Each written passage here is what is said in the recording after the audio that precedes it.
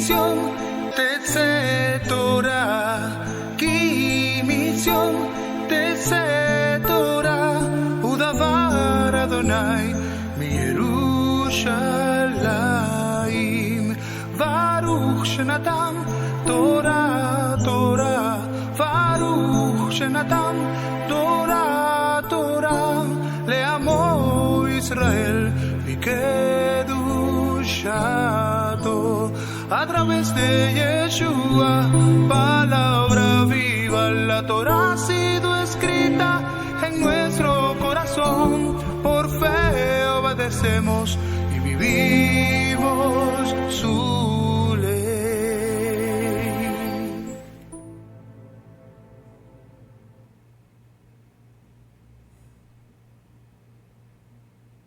Shabbat Shalom a todos. Sean todos bienvenidos una vez más a este su programa, la introducción de la parashá semanal. En este día más que bendecido, como siempre, le decimos que este es un momento especial de cada viernes en donde nos encontramos aquí en esta cita con lo que es la introducción de la parashá semanal. Shabbat Shalom a todas las comunidades, a todos nuestros delegados, colaboradores, en donde quiera que se encuentren, sean todos bienvenidos a la introducción de esta parashá semanal. Este es un día especial en el cual cada semana tenemos esta cita con la Torá. Así es que toda rabá al Eterno por esta oportunidad que nos da de poder estar aquí. Vamos rumbo a Pesa, vamos rumbo a celebrar, a conmemorar lo que es esta festividad, y creo que es algo sumamente importante de que en esta semana la parashá es una parashá anterior a lo que es Pesa, porque Pesa lo vamos a celebrar el próximo Shabbat, a la caída del sol prácticamente del otro Shabbat. Por eso pues vamos nosotros en este momento a dedicarnos. Mañana vamos a tener el servicio vía Zoom, donde vamos a tener a todos nuestros delegados y colaboradores ahí participando. Así que a las 10 de la mañana, hora de República Dominicana, les esperamos. Así es que vamos a entrar de inmediato al manjar de esta semana, parashá 24. La parashá 24, Vaikra. Vaikra, que significa y llamó. Este es un verbo en hebreo, ¿verdad? El verbo Vaikra, llamar, llamó. Y por eso vamos a conocer a profundidad todo lo que el Eterno nos habla en lo que es esta parashá. Así es que vamos a estar ahí atentos.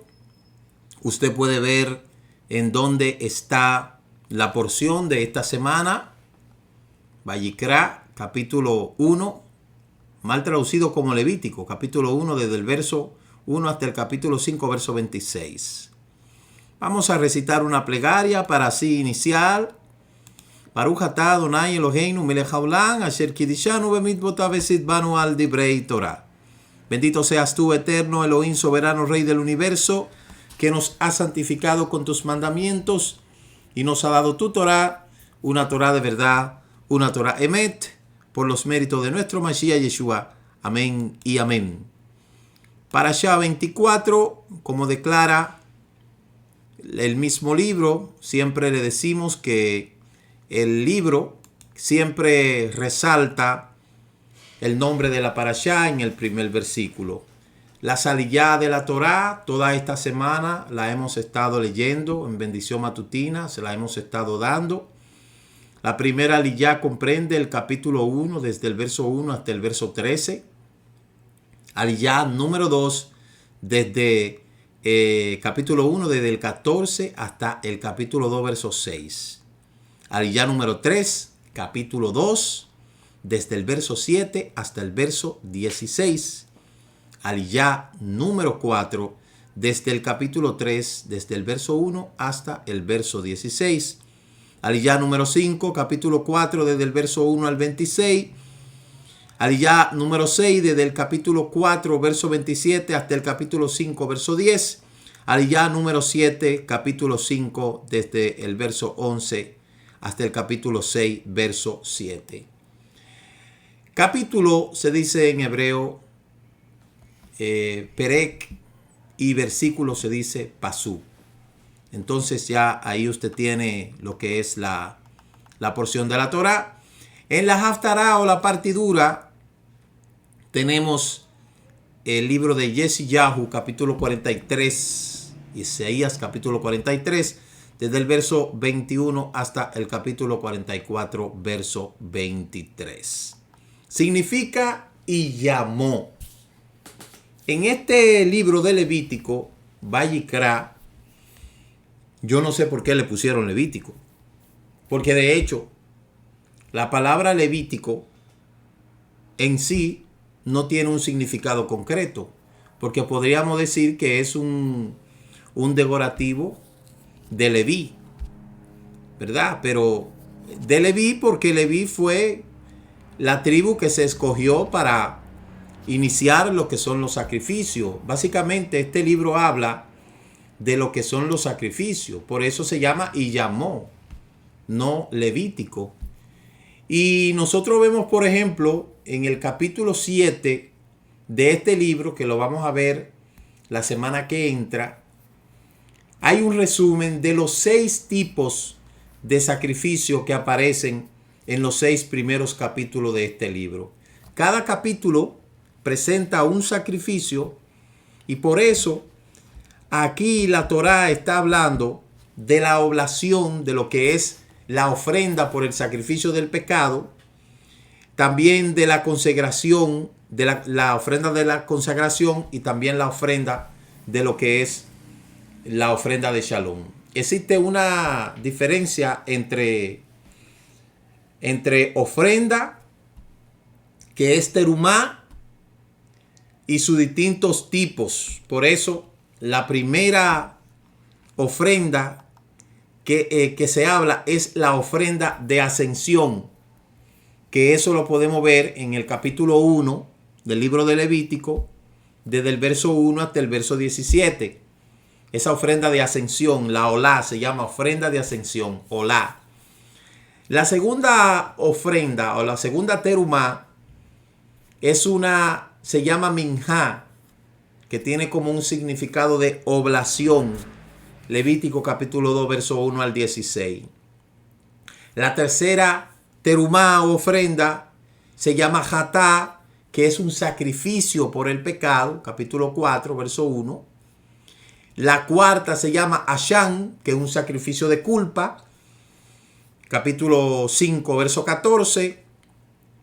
La quinta es la miluín, que es la ofrenda de consagración de las plenitudes, Levítico capítulo 6, verso 19.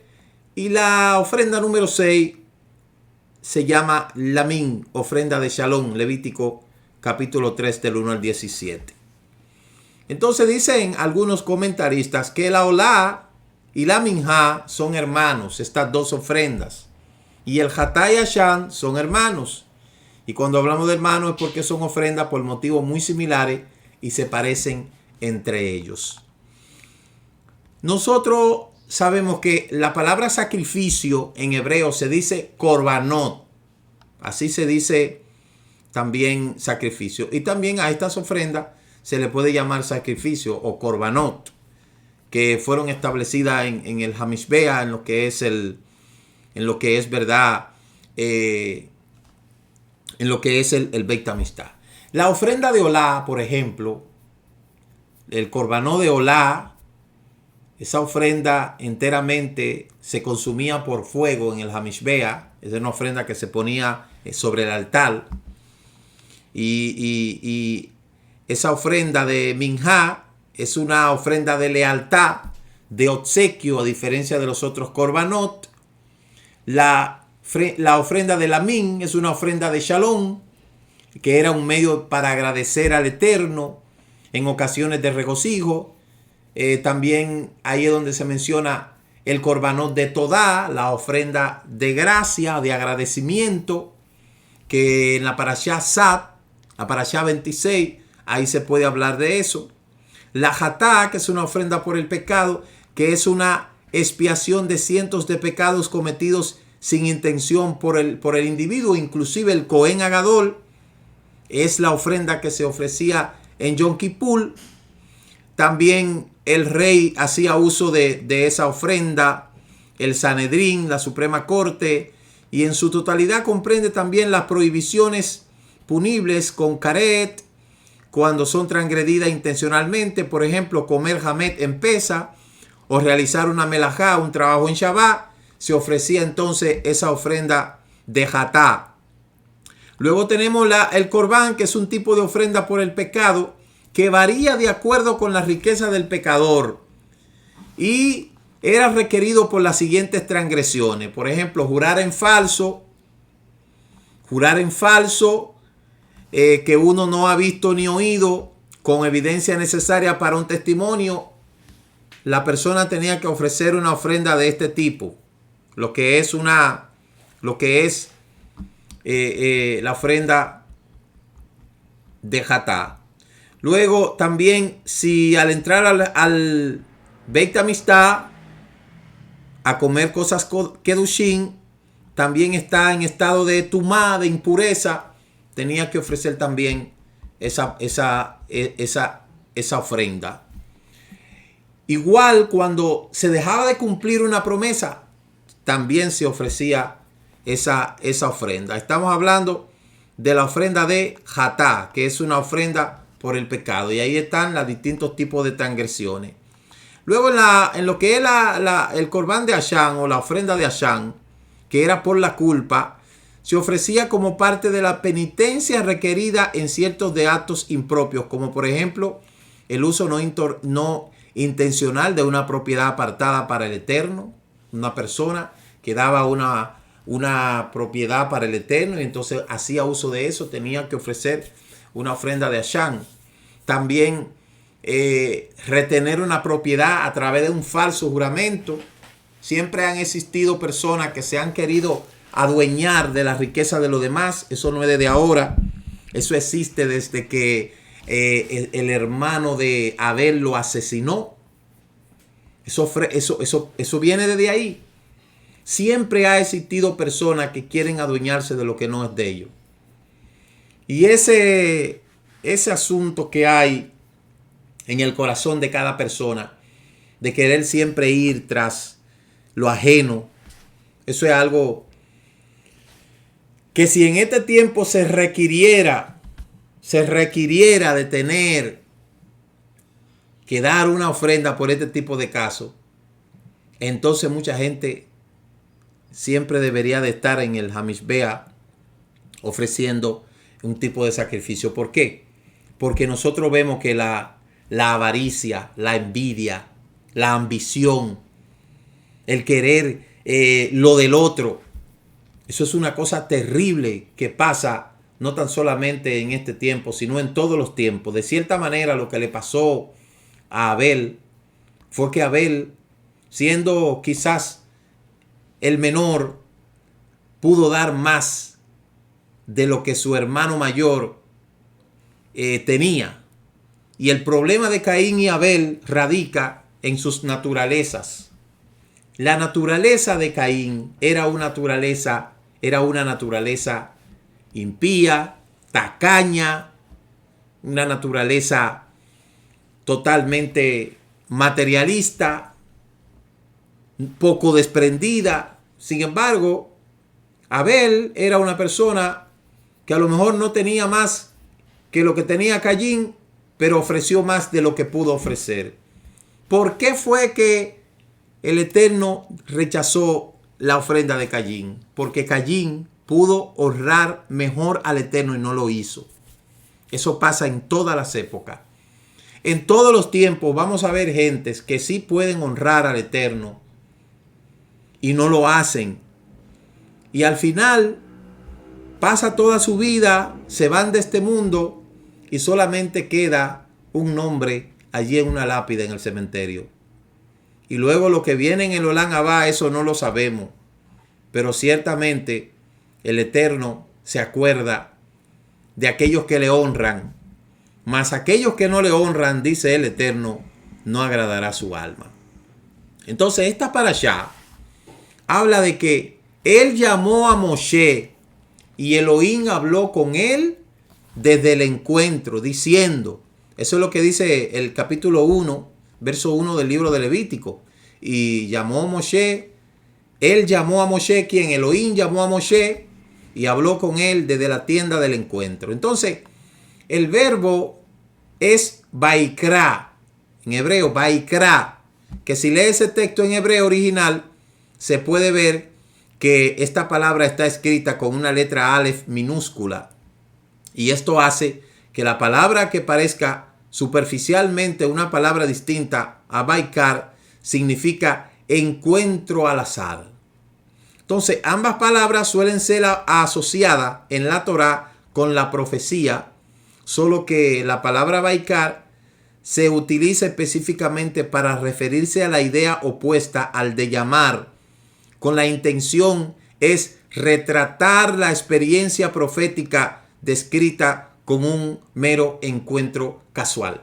Este verbo llamar, como lo hemos explicado en este momento, tiene mucha conexión y al estar escrito con esta palabra minúscula, quiere decir que fue un encuentro casual. Pero las personas que son elegidas por el Eterno para ser profeta están por lo general en un nivel espiritual más elevado. Siempre las personas que han sido tomadas como profeta están en un nivel espiritual un poquito más elevado. Por eso es, señores, que la gente tiene que entender que ser profeta no es lo que la gente anda por ahí diciendo, que son profetas y que son levitas. No, no, no. De hecho, el término profeta, que viene del hebreo naval o naví, solamente se le adjudica a una persona que está vinculada al pueblo hebreo y por ende conoce lo que es la Torá. A las otras naciones no se le llama profeta, porque esa es una palabra únicamente, exclusivamente hebrea. Porque ya las otras naciones lo que tienen son adivinos. Entonces los profetas fueron personas especiales que fueron llamados por el Eterno. Porque eran una persona que estaban cerca del Eterno. En este caso, en la humanidad no ha existido una persona que conociera tanto a Elohim como lo hizo Moshe.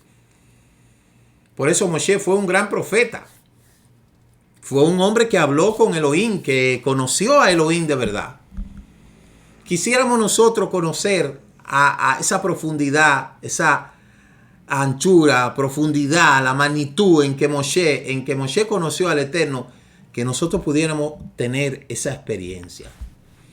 Entonces, en ocasiones, Elohim mantiene una conversación con una persona que está muy lejos de ser amada. Una persona con quien él se rehúsa a ser asociado. Él habla con este tipo de gente cuando necesita comunicar alguna información vital, específicamente mediante ellos, y esto ocurre con Elohim, que se ocupa de descubrir estas conversaciones en que ocurrieron de forma casual. Caso de eso es Balaam, que lo vamos a ver más adelante. Balaam no era un profeta del Eterno. Sépase claro, Balaam era un adivino. Pero en ese momento no había una persona que tenía más desarrollada los sentidos como para recibir ese mensaje que Balaam. Y por eso fue que él utilizó a Balaam. ¿Por qué? Porque hay personas que desde su nacimiento vienen con una sensibilidad más desarrollada que otra para poder recibir mensajes subliminales. Lo que sucede es que esas personas, esos hombres y esas mujeres que tienen esa facultad, en vez de desarrollar esa facultad para utilizarlo en el buen sentido y con el verdadero Elohim, Por el contrario, entonces se van a servir a otros dioses falsos. Y de ahí es donde vienen los adivinos, los agoreros, los sortílegos, los hechiceros, los encantadores, los magos y todas esas cosas. Pero si esa gente se pusiese en la mano del Eterno, el Eterno los usaría. En el caso de Balaam, el Eterno era la única persona que había y era la única persona que podía hablar. Pero esto no quiere decir que por el hecho de que él emitiera ese mensaje a través de Balaam, Balaam era de él. Mucho ojo con eso, porque todos nosotros sabemos lo que le pasó a Balaam. Balaam tuvo la oportunidad de ser transformado y de ser contado dentro de la historia de Israel como otro tipo de persona. Sin embargo, la palabra Balaam en varios escritos está escrito con una letra, le falta una letra al nombre, lo que indica esto, que cuando se le quita una letra al nombre de Balaam, lo que quiere decir es sin pueblo. Es una pena el nosotros escuchar tanta gente lleno de ignorancia diciendo tantas cosas que Dios le dijo y que Dios le dijo y que Dios le dijo. Eso es muy peligroso. Y eso es algo que ha traído muchas consecuencias negativas sobre mucha gente. Entonces, cuando el Eterno quiere enfatizar algo, es porque había una necesidad de hacerlo y no por la existencia de una relación, sino porque en ese momento la única persona que estaba más preparada para eso era Balaam. En el caso de Moshe, este fue un encuentro ocasional, pero Moshe, claro que estaba capacitado para eso. Por eso la palabra Vaikar es utilizada para describir el contacto entre Elohim y el profeta no hebreo llamado Bilán, como dice el libro de Números capítulo 23, 16, lo que yo le decía hace un momento. Si nosotros buscamos esa palabra, Número capítulo 23, verso 16, que ahí es donde aparece el falso profeta Bilán, ahí usted se va a dar cuenta que el Eterno, eso era lo que había y eso fue lo que él usó. Dice el capítulo 23 del libro de Bamidbar, Número, verso 16.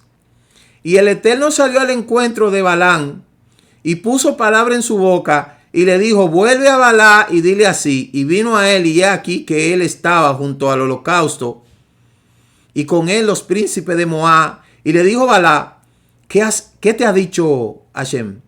Entonces él tomó su parábola y dijo: Balaam, levántate y oye y escucha mis palabras, hijo de Zippor.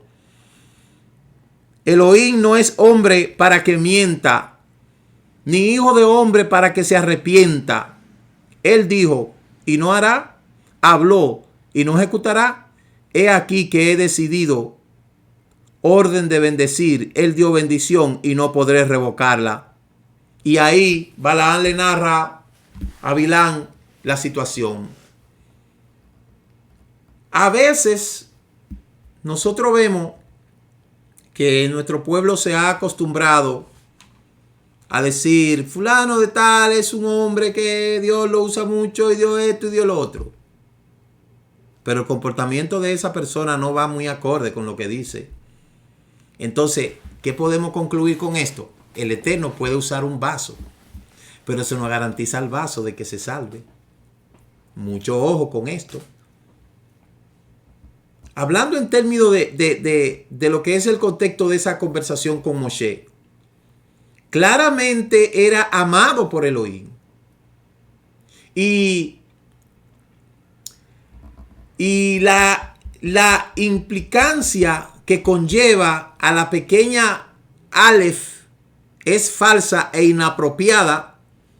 Por eso el Baal Haturim, un comentarista medieval, explica, basándose en un comentario de Rashi, que en su humildad elemental Moshe deseó escribir la revelación de Elohim a su persona con la misma palabra poco halagadora que es utilizada para describir la conexión de Elohim y Bilán. Y él quería omitir la Aleph.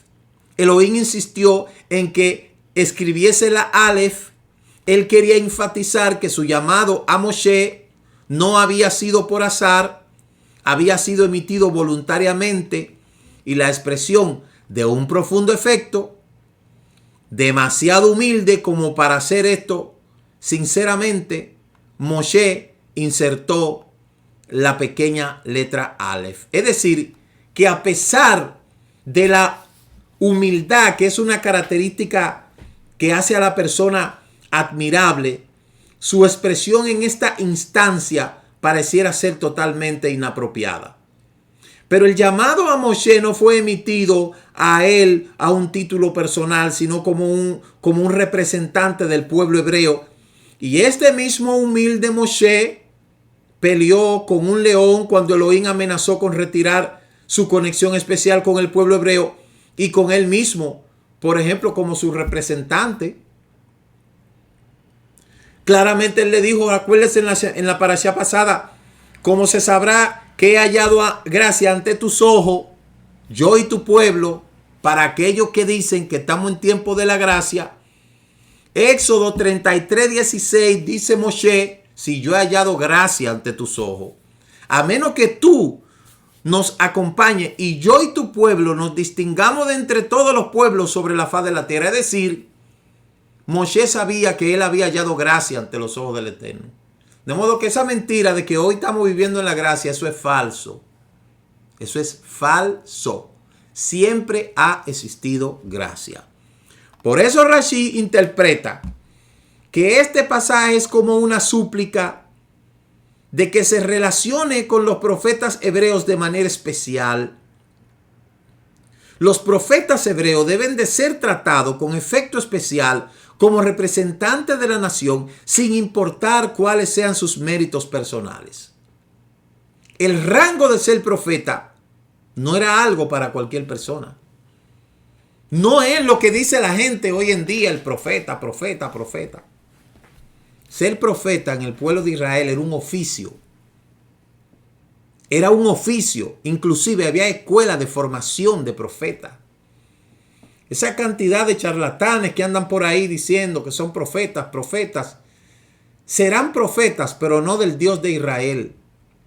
Porque para ser profeta hay que requerir de ciertas cualidades, las cuales están intrínsecamente conectadas, primeramente con el Eterno, Elohim de Israel, y luego con su Torah. Y por eso no es lo mismo tener un don de profecía como un ministerio de profeta. En este tiempo existen dones de profecía. Esa facultad que al lugar que Balaam tienen algunos para poder sensibilizarse ante un mensaje subliminal, pueden recibir esa conexión y recibir un mensaje, y únicamente lo que son transmisores, repetidores. Pero eso no quiere decir que son conocidos por el Elohim de Israel. En su infinita misericordia, el Eterno ha hecho muchas cosas y ha dicho muchas cosas, pero cuando usted analiza las palabras de los supuestos profetas de hoy, están desacertadas, llenas de una incoherencia terrible. Por lo tanto, ni siquiera se le puede catalogar que es un don de profecía. Es cierto de que no todos estamos llamados a recibir esa revelación especial. Eso se llama revelaciones personales. El pueblo tiene que aprender a analizar estas manifestaciones que se andan ocurriendo por ahí en contraposición con lo que dice la misma Torah. Y hay que dejar de temerle a toda esa cantidad de gente que anda por ahí diciendo. ¿Por qué? Porque para ser profeta, para tener un don de profecía en este tiempo, tiene que haber una conexión directamente con la Torah del Eterno. Por eso la descripción de la profecía como Vayikra, en contraste con la profecía Baikal, es una consecuencia directa de la petición de Moshe. ¿Y cómo se entiende que Moshe intente deliberadamente anular la distinción que él mismo luchó para obtener? Esto no es un honor personal el que está en juego. Lo que está en juego es la omisión de esta pequeña y crucial Aleph, Es la manifestación del estatus especial del pueblo hebreo ante los ojos de Elohim. Por lo tanto, no es una ocasión apropiada para demostrar humildad personal. En otras palabras, cuando el Eterno habló con Moshe y Moshe habló con el Eterno, Moshe hizo uso de su sentido de humildad para interceder por el pueblo rebelde. Quiso ser un atrevido delante del Eterno para que el Eterno no destruyera al pueblo. Y por eso es que hay una diferencia entre Vayikra y llamó y Vaikar. Por eso, para encontrar esa respuesta a este problema, hay que examinar el tema del libro de Levítico llamado Vayikra en hebreo. Y luego de una exploración minuciosa, nos daremos cuenta que el origen de todo libro se encuentra una pequeña alef de nuestra historia, de la historia del pueblo de Israel. En esta parashá, Vayikra, es el comienzo de un libro que está dedicado principalmente a la descripción de los diferentes tipos de ofrenda de animales, como ya lo hemos dicho anterior, y de las reglas que están asociadas para poder llevar a cabo cada uno de esos sacrificios.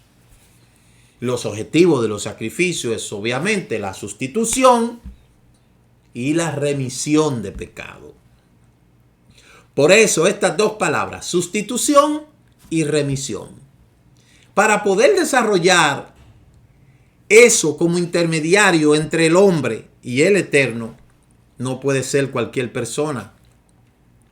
Pero como el Eterno sabía que las demás naciones hacían también sacrificio a sus dioses, los sacrificios que el pueblo de Israel iba a hacer por la remisión de sus pecados, el pueblo de Israel tenía que saber que era algo totalmente diferente a lo que los dioses egipcios hacían, a lo que Moloch hacía, y por el propio pecado del becerro de oro. Mire, el dios Moloch era un dios que era un hombre cabeza de becerro, con las manos extendidas, y muchas veces tenía hasta un caldero en la mano, y los niños eran sacrificados ahí.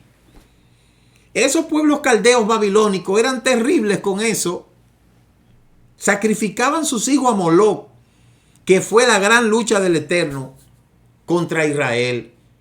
Y por eso ahora el Eterno tiene que especificarle claramente al pueblo de Israel el objetivo de los sacrificios, cuáles son los tipos de sacrificios y por qué se tienen que utilizar esos sacrificios, cómo debe de utilizarse esos sacrificios, quién debe de administrar esos sacrificios.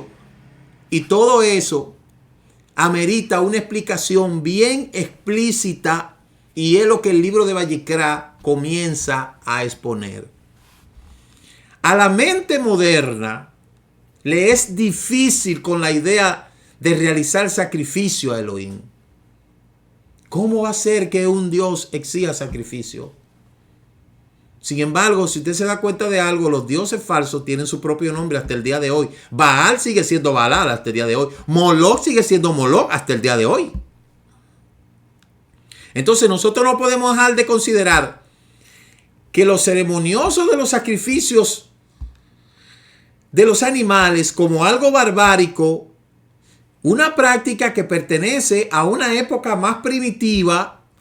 Sin embargo, nosotros cada día oramos por la construcción del Beit Hamikdash como restablecimiento de los sacrificios de animales 3 veces por día, y por lo tanto es importante obtener una mayor comprensión sobre dicha práctica e intentar entender cómo un ser humano sensible puede aceptarla como una parte esencial para mantener una relación cercana con Elohim.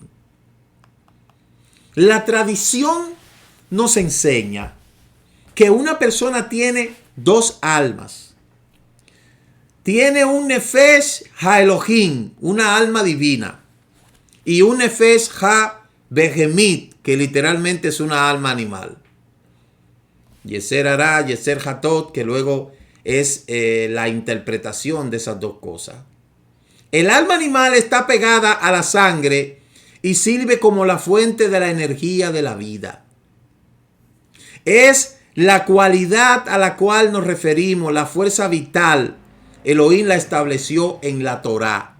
Si usted busca el libro de Levítico capítulo 17, verso 10, dice: el hombre de toda la casa de Israel y de los prosélitos que habitan entre ellos, que consumiere sangre, yo concentraré mi atención sobre el alma que consuma la sangre y la separaré de en medio de su pueblo, pues el alma de la carne está en su sangre y yo la he asignado para ustedes sobre el altar para procurar expiación por vuestras almas, pues la sangre es la que expía por el alma. Mire, dice el texto que la casa de Israel y los prosélitos, yo no sé si su Biblia dice así, pero vamos a ver lo que dice Levítico, capítulo 17, verso 10, a ver si está esta escritura relacionada con esta prohibición. Ciertamente, dice la escritura, Levítico capítulo 17, verso 10, cualquier varón de la casa de Israel o de los extranjeros que moran entre ellos comiere alguna sangre, yo pondré mi rostro contra esa persona que comiere sangre y la cortaré de entre su pueblo.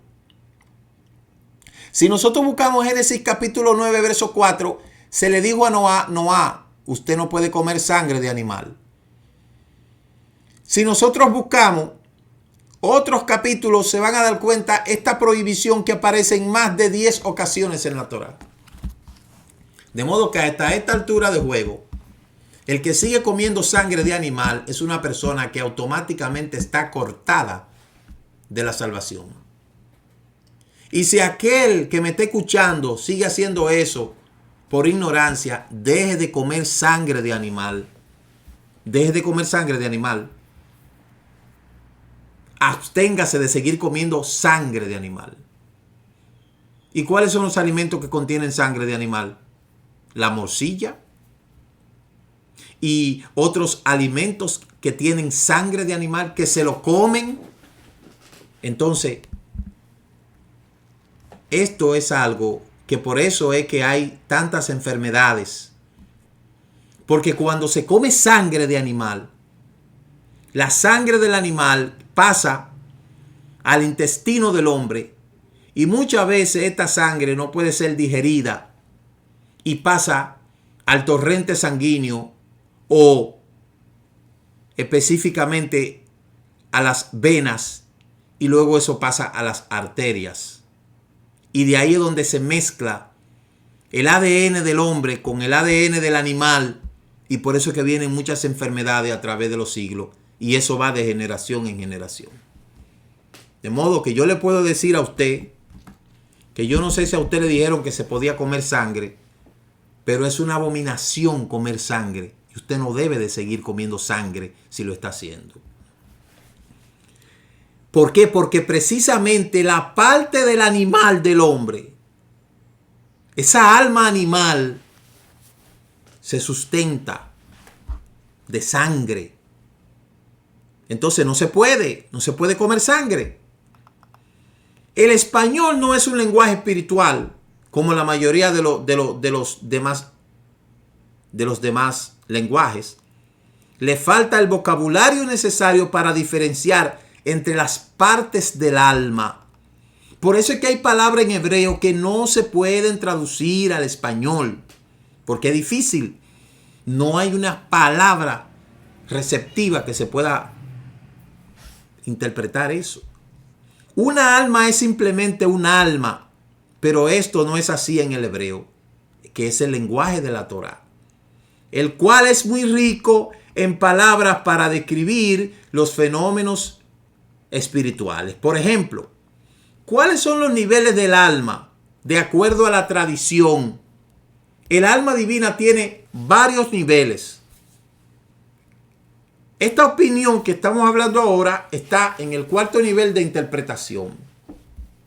El nivel más bajo del alma es el Nefesh Haeloit, que es la fuerza vital, espiritual, que es un paralelo exacto en Nefesh Ha-Ve'emit, es decir, esa fuerza vital. El segundo nivel es el Nefesh, que está pegado a algo de un nivel espiritual superior llamado Rúa, el cual significa espíritu. El tercer nivel es el Rúa, por otra parte, que está pegado a la Neshama, lo cual significa literalmente aliento de Elohim. Y el cuarto nivel es la Neshama, que se encuentra eventualmente por otros dos niveles apegada a la Shekinah, que es una manifestación de Elohim. Entonces, para uno poder traducir eso al castellano es difícil. Por eso es que es difícil comprender muchas veces la diferencia entre Rúa, Neshama y Nefesh. Porque en el castellano es difícil de poder interpretar estas cosas. Pero ya sabemos que el Nefesh, Haeloit, es la fuerza vital, esa vitalidad que nosotros decimos todos los días. Bendito seas tú, eterno Elohim, soberano, Rey del universo, que otorga fuerza, esa vitalidad. Esa vitalidad, y luego está el Rúa, ese hálito de vida que fluye por nuestras narices. Y luego está el Rúa de Elohim, que es su Shekinah sobre nosotros. Tres niveles diferentes prácticamente en un solo lugar. Entonces, por eso es que es difícil interpretar Rúa, Neshama y Nefesh. Espíritu, alma y cuerpo. Sabemos que el cuerpo se basa en vitalidad. Por eso no se puede comer sangre de animal. No se puede ni comer sangre de ningún tipo. El Rúa de vida, este hálito de vida, es el que viene de parte del Eterno. Es el soplo que le dio a Adán. Pero la Shekinah es el Rúa de Elohim que está en nosotros. Y por eso hay que entender estas cosas. Ya nosotros hemos explicado que en la Parashá Pekudei, cuando nosotros estuvimos hablando de la manifestación de la presencia de Elohim, que es llamada Shekinah, ¿usted se acuerda? Donde el Eterno quería morar en medio del pueblo y por eso le dice, hazte la carpa. El objetivo no era morar en la carpa, sino morar dentro de la vida del hombre. Y claramente el lugar de residencia de la Shekinah es el alma del hombre. Cuando el apego espiritual del alma está intrínsecamente apegada a la Shekinah del Eterno, en términos tangibles, este espectacular apego se manifiesta en el rostro y en la esencia del ser humano. Cuando una persona tiene su alma limpia, eso se nota. Fíjese que la persona cuando está en pecado, mire lo feo que se pone. Feo se pone. Porque el pecado afea a la gente. El pecado pone feo a la gente. Mancilla, mancha esa alma y la Shekinah del Eterno se aparta. Por eso la belleza no es algo que usted pueda definirla tan solamente en un concepto griego. Hay personas que pueden ser muy bonitas físicamente, pero su alma está fea porque está llena de pecado y eso se refleja. Y ahí es donde dice un adagio que es más fácil tener gracia que ser gracioso. Entonces, la Shekinah del Eterno mora en el alma y se refleja en la presencia de la persona y eso se nota. Eso se nota. Porque por eso es que el Eterno no mora en templo sucio, ni tampoco va a morar en alma sucia. Hay que tener claro con esto. El Eterno es Rúa. Entonces, al enfocarse en la vida es apegar su Nefesh, esa fuerza vital, a su alma divina, y al extender esa conexión a través de los niveles del alma divina llega hasta la Shekinah. Eso es lo que le digo.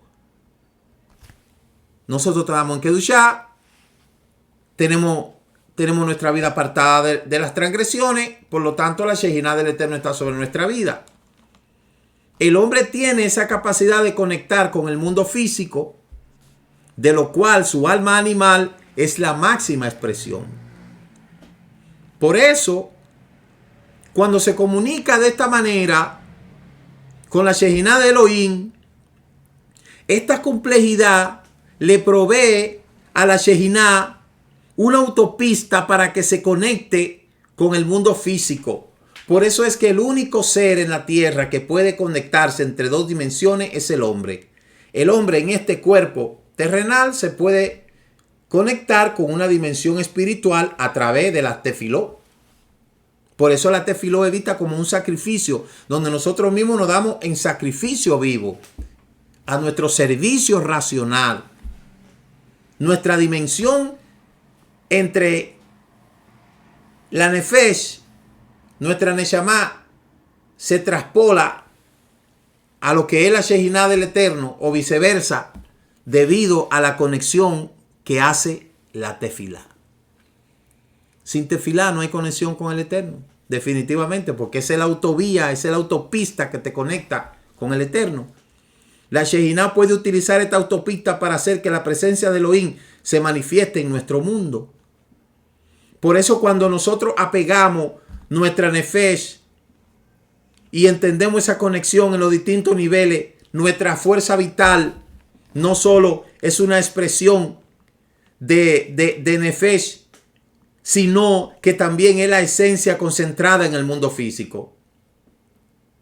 Y cuando tú aprendes a caminar en esas dos dimensiones, en conexión con el Eterno, en medio de este mundo físico, obviamente, ahí es donde a través de la fe tú sientes que el Eterno te está dirigiendo. Y por eso es que todos los días decimos, bendito seas tú, Eterno, que dirige nuestros pasos. Porque para poder vivir necesitamos comer y beber, debemos de tener un techo, ropa, extraemos innumerables insumos del mundo físico para mantenerlos con vida. La fuerza vital se apega a nuestra sangre que circula por nuestro cuerpo, no solo como una expresión de nuestro nefesh ha'ehemit, sino también en la esencia destilada de todos los recursos del mundo físico que son necesarios para mantenerlo. Por eso nosotros tenemos que cuidar nuestra salud. Por eso es que dice Shaul, el que destruya el templo de Elohim, Elohim lo destruirá a él, porque no es que Elohim lo va a destruir, es que se va a autodestruir. Las drogas, el alcohol, todas esas cosas destruyen la vida del hombre. Por ende, el Ruach de Elohim se aparta y el hombre se queda solo en su justa dimensión, en la dimensión animal, y por ende las enfermedades entran y destruyen. Cada uno de nosotros venimos con una deficiencia en nuestro ADN, heredado de nuestros padres, precisamente porque esa parte animal, caída, corrupta, nos hace morir. Y por eso es que este cuerpo muere. Pero mientras nosotros estemos vivos, tenemos que ser interdisciplinados. Por eso tenemos reglas kosher de comer cosas que no nos vaya a dañar nuestro cuerpo. Dormir cuando a la hora que tengamos que dormir. Comer las cosas que tenemos que comer. Cuidar nuestra salud. No comer nada que nos vaya a deteriorar. Porque nosotros somos responsables de mantener nuestro cuerpo en salud. Nosotros somos responsables de mantener nuestro cuerpo en salud. Y el Eterno es responsable de guardarnos. Pero una persona que vive comiendo cosas que no son kosher no puede estar pidiendo salud, tefilá por salud, porque usted se está matando. De nada vale la plegaria. Eso es una plegaria en vano. Oren por mí, que yo quiero. Yo siempre lo he dicho, de mucha gente que decía, ay, yo quiero que usted ore por mí. Ajá, pero suelta la cerveza, suelta el alcohol, suelta la droga. Porque todo eso destruye al hombre. Y es el hombre el que tiene que velar por el buen funcionamiento de su sistema, de su cuerpo, de su alma animal, de su cuerpo. ¿Cómo? Comiendo las cosas que dice la Torá, guardando las reglas kosher, durmiendo y no haciendo nada que vaya a deteriorar ese cuerpo. Somos nosotros los responsables de nuestro cuidado, de cuidar ese cuerpo. Y eso es lo que el Eterno le ha dado a la humanidad. Y por eso le dio reglas claras sobre qué comer y sobre qué no comer. Entonces, porque cuando nosotros utilizamos nuestra fuerza vital para llevar a cabo los dictámenes de la Torá, en realidad estamos transformando nuestra alma animal en vehículo de expresión de nuestra alma divina. Para lo único que sirve este cuerpo es para eso, para mantenernos con vida en nuestro servicio al Eterno. Por eso todo lo que vamos a hacer con este cuerpo tenemos que hacerlo dentro de la prudencia que nos ordena la Torá. Dado que el nefesh es la fuerza vital, es también la esencia destinada en el mundo físico. El mundo físico en su totalidad se subyuga al alma divina del hombre mediante el cumplimiento de los mandamientos de la Torá. De la única manera que el hombre animal se sujeta es cuando el hombre en su percepción obedece los mandamientos de la Torá y por ende esa alma animal se somete. Diríamos la Yeser hará.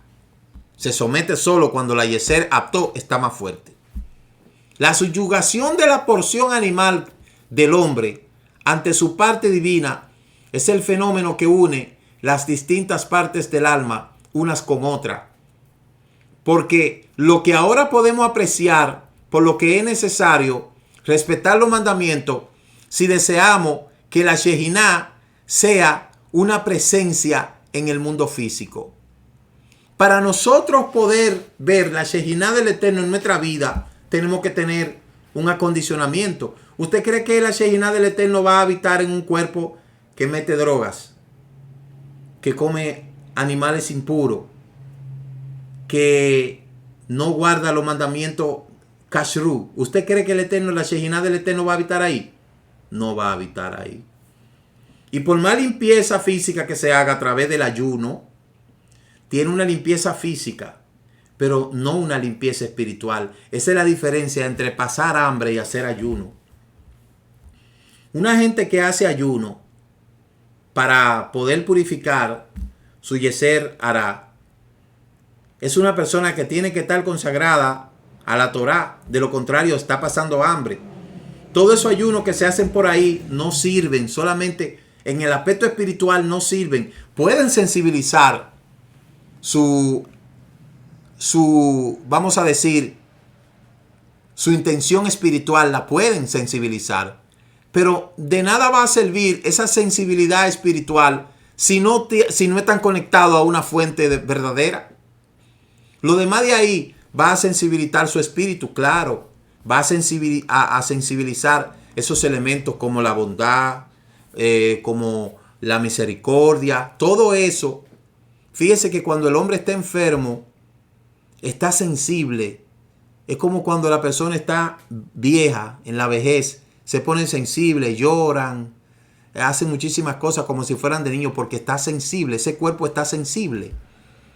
Pero cuando una persona ayuna y luego de que termina de ayunar va y se come un locro de carne de puerco con jugo de limón, imagínese usted, estuvo sensible durante ese momento que estuvo ayunando, si fue que estuvo ayunando. Y después de ahí, esa alma animal viene con toda la de Caín a destruir esa poca sensibilidad. Por eso es que la espiritualidad del hombre o de la mujer no se va a llevar a cabo a través de cómo se ponga la ropa. La mujer se puede poner la ropa hasta abajo. El hombre se puede vestir de blanco, de lo que sea, pero eso no es lo que va a determinar que la Shejiná del Eterno habita en el corazón de un hombre o de una mujer. Lo que va a determinar la Shejiná del Eterno en esa persona es las acciones que hace y la conexión que tiene con lo divino apegado a la Torá. Por eso es que el tema de los sacrificios son tan profundos.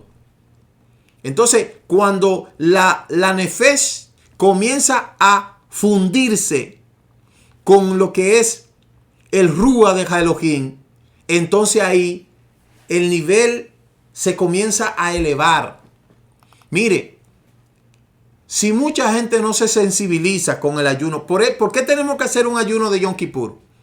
Porque en el ayuno de Yom Kippur el hombre quebrantado y muchas veces pasar hambre, muchas veces por eso es que tienen que venir las enfermedades, porque a veces la soberbia solamente se puede subyugar a través de la enfermedad del cuerpo.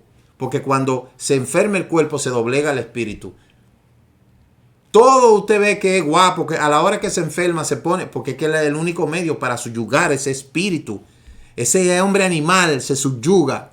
Aunque no todas las veces que nosotros nos enfermemos tiene que ver con lo que es un aspecto de rebeldía, de pecado, lo que sea. La gente que estamos en esto de la oración tenemos que cuidarnos mucho. Porque esto es un conflicto espiritual. La gente, mire, yo por ejemplo, que estoy trabajando con mi cerebro, la presión que uno recibe cada vez que uno habla con fulanito, que fulanito se quiso suicidar, que fulano de tal está así, todas esas cosas uno la absorbe si uno no está bien firme. Cada vez que usted ora por un enfermo, es un conflicto espiritual donde está en juego su propia Shekinah. Y si usted no está fuerte espiritualmente, usted se va a enfermar. Porque es un conflicto espiritual. Mire, cada vez que una persona me llama con un determinado tipo de problema y que yo me pongo a escuchar ese problema y comienza a darme detalle, yo tengo que estar muy fuerte espiritualmente, porque si no eso me va a afectar a mí, a mi salud. Por eso es que ser intercesor no es tan fácil. Cada vez que nosotros estamos intercediendo por la mañana, nosotros estamos dando nuestro cuerpo en sacrificio vivo y nosotros estamos recibiendo todos los ataques que hay en el ambiente producto de esa parte que hemos decidido nosotros utilizar para interceder al Eterno. Por eso es que yo tengo que vivir fortalecido. Por eso es que yo tengo que alimentarme bien, cuidar mi salud, descansar, porque no es fácil. 1 hora de plegaria por la mañana equivale a más de 5 horas de trabajo, de cualquier trabajo. Porque ahí usted tiene en función todas sus funciones vitales, espirituales y físicas. Pero en su trabajo, yo recuerdo que yo trabajaba 8 horas en el hotel. 8 horas yo trabajaba en el hotel. Y yo trabajaba 8 horas y venía para mi casa y ya me desconecté de eso. Aquí no, aquí yo no me puedo desconectar en ningún momento. Y si estoy caminando en el vehículo, ahí están los mensajes. Y si estoy durmiendo, ahí están los mensajes. O sea, esto es un asunto tremendo. Por eso es que esto es un combate. Es una lucha. Por eso debemos de estar metidos todo el tiempo bajo el talí del Eterno. Porque es que se está tratando de sacrificio. Y por eso es que estos sacrificios aquí tienen una importancia como usted no se imagina el poder conocerlo. Hay muchas cosas que no vamos a poder comprender en esta noche tocante a lo que es el Ruach Neshama y el Nefesh y los niveles del alma.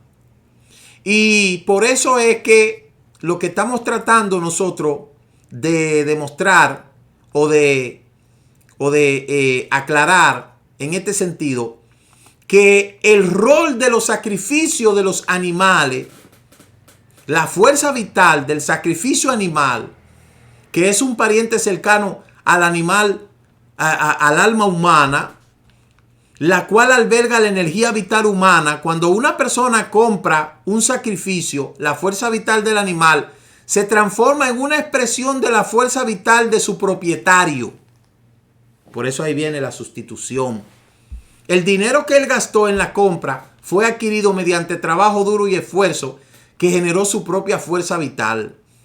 Los recursos del mundo físico que fueron utilizados para energizar el alma animal del propietario le proveyeron la energía para llevar a cabo un trabajo y esfuerzo. Por eso se establecieron los sacrificios. Por eso hay sacrificios hasta para la sanidad. Por eso hay personas que se sanan dando una sedacá, dando una terumá, porque de eso se trata. Es como que a través de ese esfuerzo que usted hace, usted está comprando esa fuerza vital en ese sacrificio. Porque cuando el animal se sacrifica, es por lo tanto una expresión del alma. El animal, el alma del animal o el alma del hombre repercute en el alma del animal y viceversa. Y para no matar al hombre, entonces se mata el animal. Y la vitalidad de ese animal se transfigura hacia la necesidad del hombre. Y por eso es que eran correctos esos sacrificios y esos grandes tipos de sacrificios. Cuando el alma del animal del propietario, cuando éste es ofrendado a Elohim en el altar, es la propia alma animal del propietario, lo cual se fusiona con el sacrificio, la que está siendo metafóricamente puesta sobre el altar. El acto del sacrificio le permite unirse una vez más con la Shejinah. La separación entre el alma y animal y el alma divina es reparada por la autopista hacia Elohim, que es arreglada, y el Beit HaMikdash entonces puede continuar existiendo. Obviamente, solo ocurre cuando el sacrificio es ofrecido de forma adecuada. Todos los sacrificios deben de seguir un modelo de la aquedad de Yisá, el atamiento de Yisá. El propietario debe ver al animal como un reemplazo. Él debe de relacionarse con la sangre que es asociada en el altar y con los interiores que son quemados por el fuego, de como fueran sustituto de su propia sangre e interiores. Los órganos de sacrificio representan los propios órganos, los cuales realizaron los actos impuros que causaron que las partes del alma se separaran entre ella y la Shejinah. Y tal como no puede tener sacrificio sin un templo, es imposible mantener un templo sin sacrificio. Por eso fue que después que vino Yeshua, se ofrendó hacia sí mismo por expiación de todos los pecados de la humanidad. Por esa razón, el hombre redimió al hombre, ya no un animal. Ya un animal no tuvo que redimir al hombre, ahora un hombre redimió a otro hombre. Y por eso es que Elohim llamó a Moshe, porque si hubiera sido meramente para llamar la atención, no habría necesidad de escribir este hecho. El llamado no habría jugado ningún rol con relación a la conversión consecuente. Y es bastante obvio que es imposible hablar con una persona sin llamar primero su atención. Levítico 1:1 cita que este llamado a Moshe es mencionado para enseñarnos que cuando Elohim quería enseñarle un nuevo mandamiento, primero lo llamaba afectuosamente, Moshe, Moshe. Y esta es la forma de comunicación que es empleada por los ángeles, quienes llaman el uno a otro y dicen Kadosh, Kadosh, Kadosh, como dice Isaías. El llamado a una invitación de acercarse a Elohim, que quiere comunicarse con Moshe desde el arca y no desde la distancia. El propósito de la llamada es determinar la calidad de comunicación subconsecuente y no meramente iniciarla. Y como hemos descrito, el acercamiento a Elohim ocurre mediante la ascensión de 3 etapas de santidad que son representadas por la frase Kadosh, Kadosh, Kadosh, que es pronunciada por los ángeles. El Nefesh debe de conectarse con el Ruach, el Ruach con la Neshama y la Neshama debe comunicarse con la Shejinah. ¿Se dio cuenta ahora? Solo entonces se puede hablar con Elohim cara a cara. Entonces, para poder estar en estos 3 niveles, uno tiene que suministrar a este cuerpo las cosas que verdaderamente el cuerpo necesita. Por eso dice, boca a boca hablaré yo con él en la visión clara y no con acertijo, y verá la imagen del Eterno, dice Número capítulo 12, verso 8. Elohim desea acercarse a Moshe a medida que Moshe asciende a los niveles de santidad. La Shejinah desciende por los mismos niveles hasta el mundo físico y todo se une en uno. Y por eso es esa relación que existe entre Ruach, Neshama y Nefesh y luego Shejinah. Primero Ruach, Neshama, Nefesh y luego Shejinah. Si esos 3 niveles no están conectados, por ejemplo, el alma animal, el Ruach del hombre y el Ruach de lo que es vida, esa fuerza vital, para que luego pueda tener esa Neshama y de esa manera entonces conectarse con el Eterno. Eso fue lo que se perdió en el Gan Edén. Eso fue, esa conexión, esa señal fue que Adán perdió. Y es lo que el Eterno ha estado haciendo por toda la humanidad, y por eso es que se establecieron los sacrificios. Por eso hay distintos niveles de sacrificio, distintos tipos de sacrificio para cada ocasión, porque la intención es hacer que el hombre en su justa dimensión pueda tener las herramientas necesarias para acercarse a Elohim.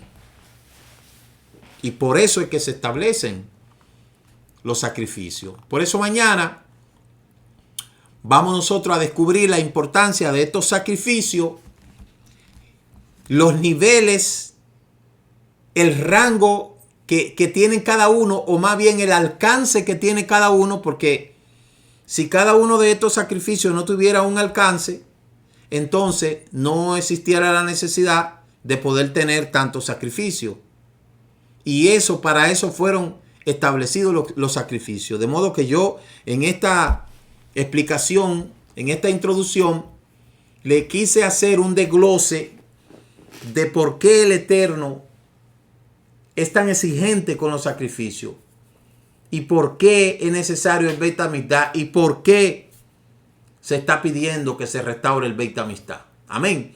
Así que mañana nosotros vamos a desglosar con mucho tiempo todas estas cosas más profundo, para que podamos entender a plenitud el orden de los sacrificios. Así que el Eterno le bendiga, que el Eterno le guarde. Saludos a todos los hermanos que están conectados y a todos los que están viendo esta transmisión a través de este programa Regresando a tus Raíces por el canal 17 de TV Luz y todas las conexiones que se realizan. Amén. Shalom, shalom, y que el Eterno le bendiga.